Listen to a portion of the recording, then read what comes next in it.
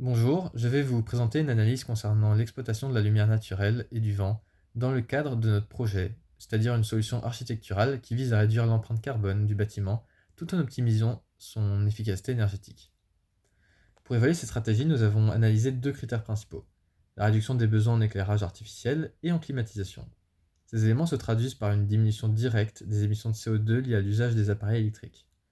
La pertinence de cette solution réside dans sa capacité à réduire les consommations d'énergie tout au long du cycle de vie du bâtiment, respectant ainsi les objectifs environnementaux fixés par la norme RE 2020 et E+C. Cependant, le mode de calcul actuel présente certains biais. Par exemple, les outils ACV évaluent difficilement les bénéfices immatériels, comme le confort des occupants ou l'impact sur la santé.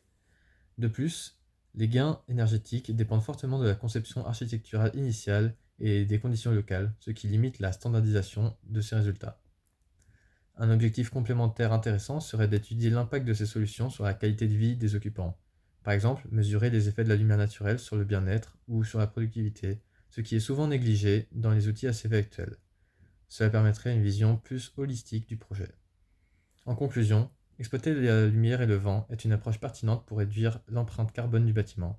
Néanmoins, intégrer des indicateurs liés au bien-être des utilisateurs élargirait encore les bénéfices de cette solution. Merci pour votre attention.